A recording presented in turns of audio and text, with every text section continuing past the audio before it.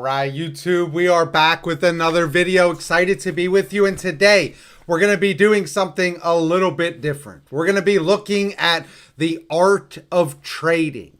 How do you trade? How do you not trade? I think trading is one of the really fun parts of, going to locals and being a part of this game that we play. And so I love trading. I want to help people trade better, trade smarter. That's what we're going to be looking at today. So I'm super excited about that. Just a fun video for this week. Now, before we get into that, my name is Todd from Go2 Cards. I'm excited to be with you. We are new to YouTube. I'm trying to build and grow the channel. If you like what we're doing case openings of every set that comes out. In fact, the next set that comes out is the new Speed Duel set. We're going to be breaking down that set next week and the week after. Should you buy? What cards should you be buying if you should buy any cards? Is the set good? We're going to be opening up the case. And so a lot of what we do is revolving around new sets coming out. But we also like talking about cards that you should be buying and things like this. How to trade. So if you like what we're doing, consider subscribing to the channel. We would love for you to be a part of the community that we're growing here at Go2 Cards. Now, I'm going to jump right into trading. I think, one of the things that we oftentimes don't realize or we forget is that trading is, first of all, personal and it's relational. And those are two things that are really important to remember. Your cards are personal to you. And remember that the person you're trading with, their cards are personal to them as well. These pieces of cardboard, they matter to us. And so it's personal, but it's also you are trading on a relationship. Oftentimes. Not always. Sometimes you're at a regional or a YCS and you don't know the individual. But most of the time that you're trading based on a pre-existing relationship. And, that's important to remember. And in remembering that, one of the things that I think that we oftentimes forget to do is to learn what the other person likes and values. Because you're trying to get cards off of them. And in trying to get cards off of them, you need to be able to offer them something that they want. Well, if you know already what the person likes, what the person values, the kinds of decks they run, the kinds of cards they value. Do they value ultimate rares? Do they value collector rares? Are they first edition snobs? They only care about first edition. Whatever it is. Are they a waifu person? Can you throw in a good looking, chick and all of a sudden, the deal is done? Realize that you are trading on a relationship and that relationship gives you knowledge of that person. Use that knowledge. Use the knowledge you have of that person to make the trade happen. If you know that that person doesn't care about high rarity, or that person doesn't care about waifus, or that person doesn't care about first edition, that's all really useful information in trading and can help you get a better trade. So keep that in mind. Pay attention to the things that they say, the things that they tell you that they're looking for. The things that they value. It matters. It matters in trading because that can be the difference between you getting a really good trade or you walking away with nothing. So pay attention. The second thing that I think Yu-Gi-Oh players need to know is that good cards get good cards. And I know that sounds just, self-explanatory. I know that sounds obvious. but maybe it's not in the Yu-Gi-Oh community. I've had so many people try and get like a really good card from me, and they offer me this pile of junk. Just like 15, 20 cards of junk. And they're looking at me like, look at all this that I'm giving you. Yeah, it's all junk. It's all junk that I don't want. If you want to get a good card off of somebody, realize that most likely you're going to have to give up something good. And that's just how it works. You get good by giving up things that are good. And it really comes down to what you value. What kind of cards do you value? And so you know, one of the things for me, I value collector rares. I don't as much value ultimate rares. I like ultimate rares, but there are some things that I don't particularly like about ultimate rares. I'm not an ultimate rare guy. And so I'm willing to give up ultimate rares to get other good cards. But I'm going to have to give up something good. And so are you. We're all going to have to give up something good if we want to get something in return. Now, if you can find somebody that's going to take your pile of junk for a really good card, trade with that guy all day long. But don't be that guy.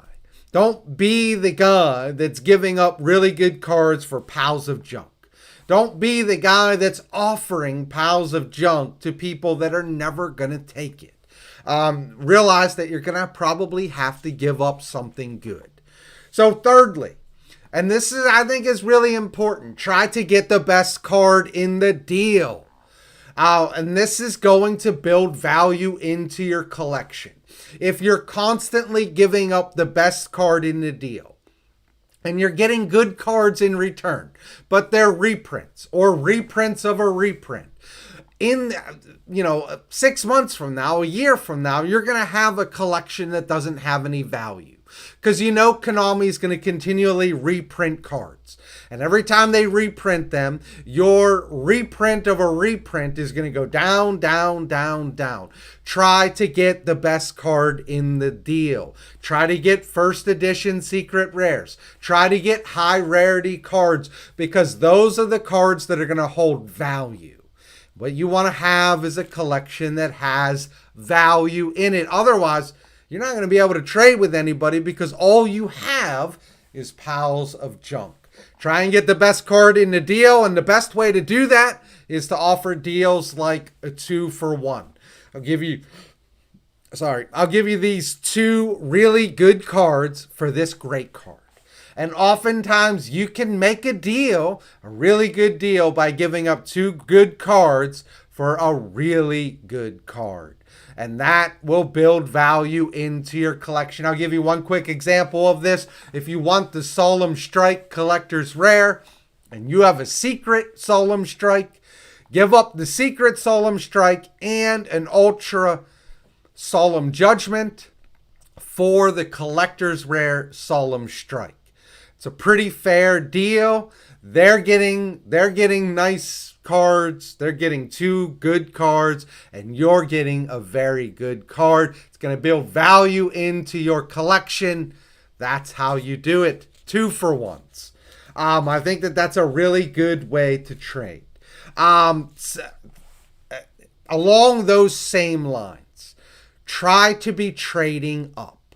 Now, if you're new to the game, and you pull an ultimate at your locals, or you pull a collector's rare, you might need to move that to get a bunch of cards because you're new to the game and you're building a collection, and you have to trade down to build that collection. But for most of us who have been in this game for a while, we've built our collections, what you want to be doing is trading up. Trading your secrets for collector's rare, your collector's rare for ultimates, your ultimates for starlights or ghosts. You want to be trading up, because up is where the value, the lasting value, is. Those cards, when Konami reprints infinite impermanence, the ultimate is not getting crushed. It's the reprints that are getting crushed. So try and trade up, get higher and higher rarities. That's going to build value into your collections. The next thing that I think is important is to be trading from a position of strength and not out of a position of need.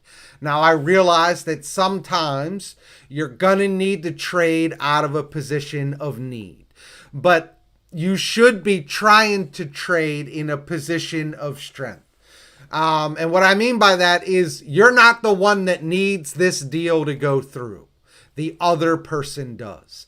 And because of that, you're most likely going to walk away with the better end of the deal because you don't need the deal to happen. They do. They need the card, or they desperately want the card. Which brings me to my next point. When you open up somebody's binder and you're going through their binder and you see a card that you absolutely love, that you've been looking for a while, that you really need, stop falling all over that card in front of the person that has it. Stop, telling stories of how long you've searched for this card or how much you need this card or how much you want that card, because when you do that, that person is immediately thinking, how much more overvalue can I get for this card? You stop advertising your desperation for the card. It's only going to make it harder for you to get that card. You see the card, you might have all the butterflies going on in you might be super excited. Hold it together. Don't show your cards. Don't put, to use a poker phrase, don't show your hand. Just hold it together and try and make the deal. You'll get a better deal, I promise. If you just start advertising how much you want that card, you're going to be paying a lot for that card. So stop doing that. And one of the things that I think Yu-Gi-Oh players need to know is it's all right to walk away from a trade. It's all right to realize that, this trade just isn't going to happen. And maybe you need to just walk away. Don't force the trade. I've been in lots of trades and I've walked away from a lot of trades. And nobody's ever gotten mad at me. Nobody's ever flipped over a table. Nobody's ever gotten my face. Most of the time people say, all right, well, sorry we couldn't make it happen. People are pretty cool about this. So be willing to walk away from a trade. Don't make a trade. Don't make a bad trade just to trade. Be willing to walk away. The next two things that I want to talk about fall under the category of stop being so cheap. Stop being so cheap. Not every trade has to be 100% even. Sometimes you can be at a trade where you're getting a $10 card and they're getting a $13, $14 card. It's all right. It's all right. If you're happy with the trade and you're getting what you want and you're getting value out of that trade, it's okay. It doesn't have to be TCG, equivalent. You know that the prices of TCG change daily anyways. It's not like they're set prices. That's the price right now.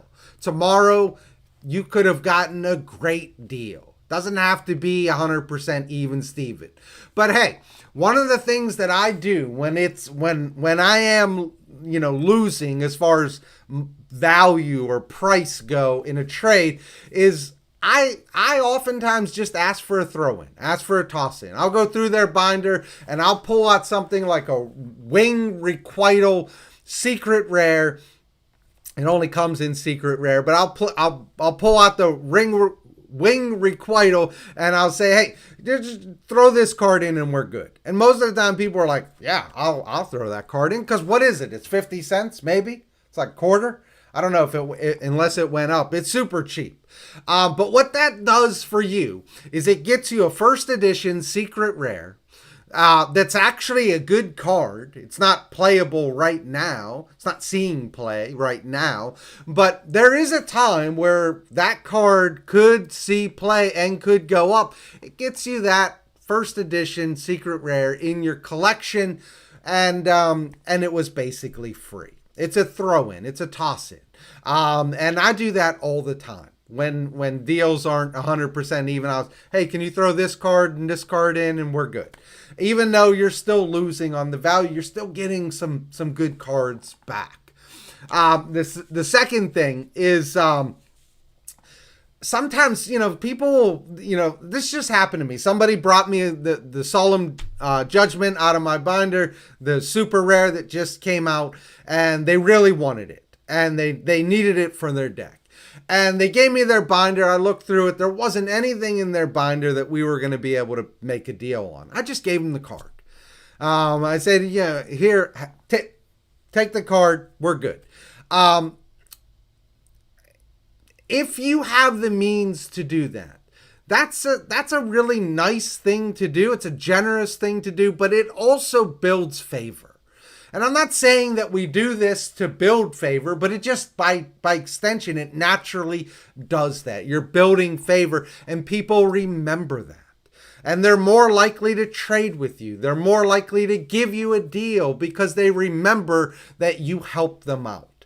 It's just a nice thing to do. At the end of the day, we're Yu-Gi-Oh players, and we do care about, hopefully, we care about each other. We want to help each other out, get the cards that they need, not at our expense, but sometimes you can just give somebody a card. So many times people are like, they're so stingy with their cards. Don't be cheap with your cards, man. And the last thing I want to tell you, the last thing I want to say, stop being so sentimental about your cards. I can't tell you how many times I showed up to locals and I asked the guy, hey, is this up for trade?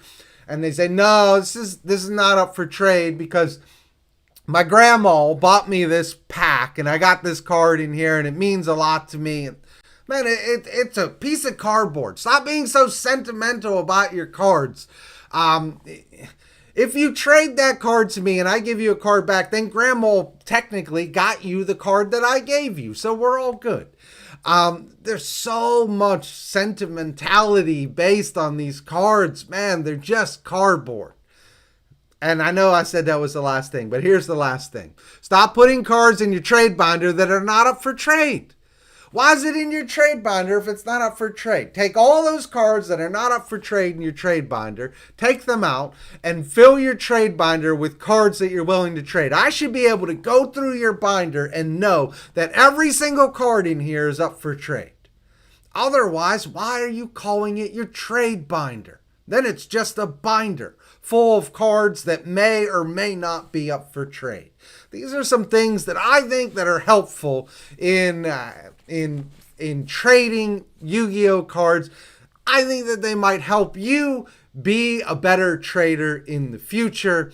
That's what I got for you today. My name is Todd from Go2 Cards, and I'm out of here.